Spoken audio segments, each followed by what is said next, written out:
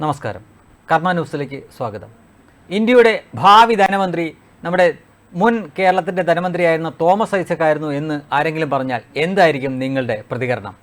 അങ്ങനെയുള്ള പരാമർശങ്ങളുമായി ഫ്ലെക്സ് ബോർഡുകൾ നിങ്ങൾ വഴിയിലോ റോഡിലോ എവിടെയെങ്കിലും കണ്ടാൽ എന്തായിരിക്കും നിങ്ങളുടെ മുഖത്ത് വിരിയുന്ന ഭാവം? നിങ്ങളൊരു കമ്മി അല്ലെങ്കിൽ ഒരു അന്തംകമ്മി അല്ലെങ്കിൽ തീർച്ചയായിട്ടും അത് കണ്ടാൽ ഊറിച്ചിരിക്കും.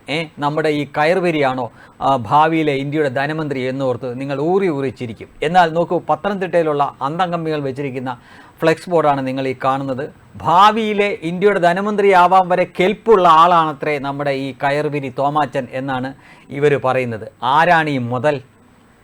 കോവിഡ് സമയത്ത്, ലോക്ക്ഡൗൺ ആയിരുന്ന സമയത്ത്, എല്ലാവർക്കും സാമ്പത്തിക ബുദ്ധിമുട്ട് വന്ന സമയത്ത് റിസർവ് ബാങ്കിനോട് പറഞ്ഞ് കുറേ നോട്ട് അച്ചടിച്ച് ജനങ്ങൾക്ക് വിതരണം ചെയ്ത് കൊടുക്കാൻ പറഞ്ഞ മുതലാണ് ധനകാര്യമന്ത്രിയാവാൻ പോകുന്നത്. മറ്റൊരവസരത്തിൽ ഇന്ന് നമുക്കെല്ലാവർക്കും അറിയാം, നമ്മുടെ ഫോണിലുള്ള ഈ സ്കാൻ ചെയ്ത് പണം അയക്കുകയും ഇങ്ങോട്ട് വാങ്ങുകയൊക്കെ ചെയ്യുന്ന ഒരു സംവിധാനം ഉണ്ടല്ലോ. നമുക്ക് ഫോൺ പേ, ഗൂഗിൾ പേ, അതുപോലെ തന്നെ പേടിഎം തുടങ്ങിയ ആപ്പുകളെല്ലാം നമുക്കറിയാം.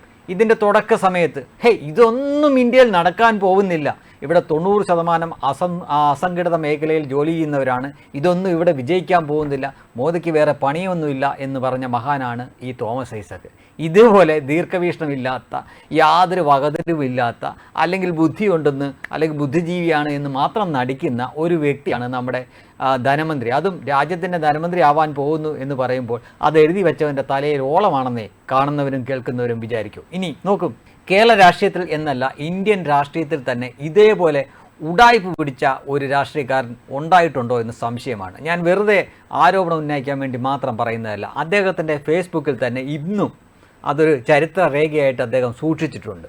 അതുകൊണ്ട് അദ്ദേഹത്തിന് ഞാൻ പറയുന്നത് കണ്ണിക്കാൻ പറ്റില്ല. നോക്കൂ, ഒക്ടോബർ 14, 2017 തോമസ് ഐസക് ഇട്ടിരിക്കുന്ന പോസ്റ്റാണ്.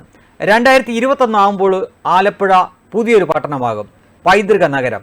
കനാലുകൾ വൃത്തിയാക്കി കനാൽക്കരയിലെ 2 ഡസൻ മ്യൂസിയങ്ങൾ കാഴ്ചകളൊരുങ്ങും. കടൽപ്പാലം അടക്കം നവീകരിക്കും.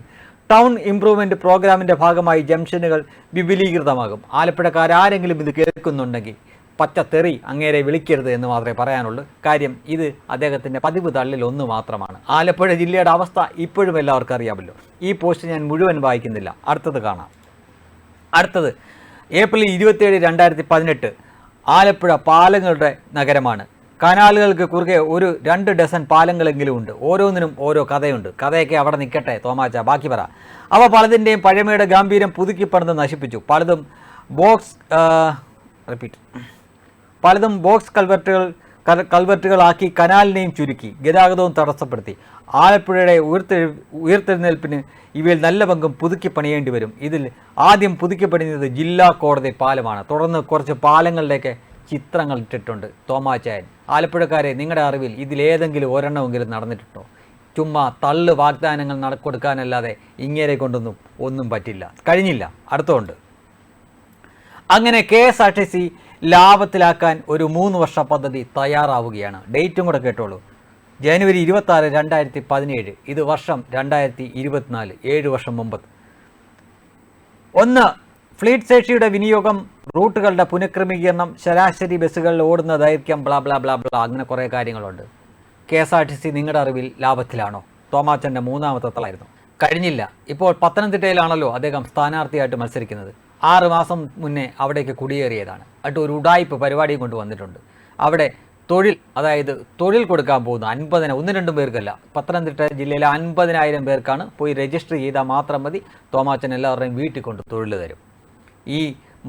ഈ വ്യക്തി മന്ത്രിയായിരുന്ന സമയത്ത് ഇതിൻ്റെ പകുതിയെങ്കിലും, ഈ 50,000 പോകണ്ട, 50,000 വേണ്ട, ഇതിൻ്റെ പകുതി 25,000 പേർക്കെങ്കിലും ജോലി കൊടുത്ത് തെളിയിച്ച് കാണിച്ചിട്ടുള്ള വ്യക്തിയാണ്. ഈ തള്ളിയിരുന്നെങ്കിൽ പിന്നെയും വിശ്വസിക്കാമായിരുന്നു. കുറേ ആളുകളെ കുറച്ച് കാലമൊക്കെ പറ്റിക്കാം, എല്ലാവരെയും എല്ലാ കാലത്തും ഒന്നും പറ്റിക്കാൻ പറ്റില്ല മിസ്റ്റർ കയർവരി. ഇത്രയേ തൽക്കാലം താങ്കളെ പറ്റി പറയുന്നുള്ളൂ. കാരണം ഇത് പറയാൻ നിർബന്ധിതരാക്കിയതാണ് താങ്കളും താങ്കളുടെ അണികളും. വെബ് ഡെസ്ക്, കർമ്മ ന്യൂസ്.